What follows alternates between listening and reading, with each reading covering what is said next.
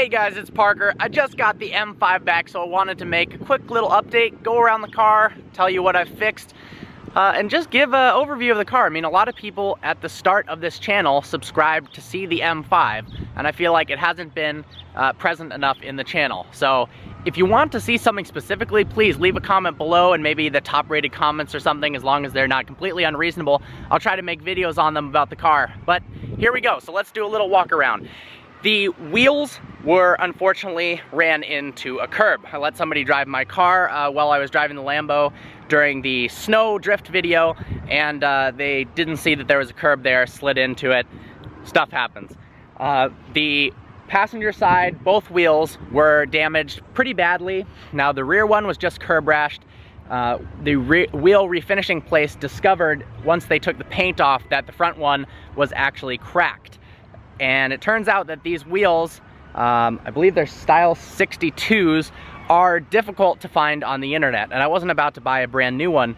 The reason being is, if you buy a new one, it's not going to match the refinished rear one. It's a 3-stage shadow chrome process that, even from the factory, a lot of the BMW M5s came out having different colored wheels. So you got to do both at the same time of day, same batch of paint, because there's so much variability there. But look, they turned out really nice.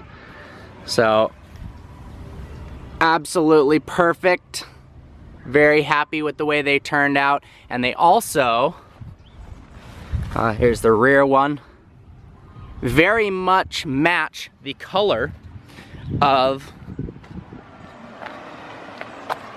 the other side. So it looks like a little bit different because of the lighting is hitting it from a different angle, but they are very much identical. So some other mods I did, these are Vibrant 1331 tips. I think I got them from a website called Summit Racing, but that is what you replace the factory mufflers with a piece of straight pipe up underneath there. And then you need tips, unless you wanted to chop up the factory tips, which I didn't want to do. And I also like the way it looks. It's a little bit larger diameter. I believe they're 3.5 instead of much, much smaller for the factory tips. The car's in really good condition for a 2001. I try to take as good a care of the car as I possibly can. Let's go in the interior. Oh, the car's locked. So here's something we're gonna fix. This battery is currently dead, but hopefully we are going to try to charge it. So these keys, let me flip up the screen. These keys charge themselves, charge the battery as they're in the ignition. Now over time, eventually they just lose all juice, and also if you don't drive the car for a while, it forgets that it's connected to this car. So you have to repair it. Eventually they totally die and you have to get a new one. There's some things you can do. You can go to somebody who's a specialist and maybe watches or electronics. They can pry this open really carefully and replace the battery and solder new stuff on the circuit board. It's a little bit harder job than a do-it-yourself, but also it's not worth spending $200 for this plastic key. So I'm gonna try to repair it using some steps that I found online. I've actually done it once before, but I believe it should work. I haven't tried this before the video, so I mean right now it doesn't lock or unlock the car. For people who don't know, that is unlock on the top, and the lock for a BMW, oh, it's focusing on my face, is the BMW logo itself. So we're in the interior of the car. It's got manual sunshades here, automatic in the back. I've got a full Alcantara headliner. Got that Pioneer app radio head unit, a ZHP shift knob. A problem with a lot of the OEM shift knobs is they actually lit up. They had a light in it, but the paint starts flaking off, the plastic bit starts chipping, and it looks really cheap. So instead of replacing it with an extremely expensive OEM part, they do the ZHP shift knob, and I did that myself, not very difficult. I love this two-tone interior. It's ostrich leather inserts, a little bit tougher than normal leather, so it resists wear more, but I mean, look, it's pretty mint. And I'll show you in a minute how many miles are on the car. 131,000 miles. As you can see, unfortunately, the check engine light came on again. That's a gas cap sensor, not an actual issue with the car. You clear it, then the code goes away, and then a week later it comes back up. You've got the LED tachometer here that goes one by one as the car warms up. I love that feature. And let's see what kind of gas mileage I'm getting recently in this thing. 17.1, wow.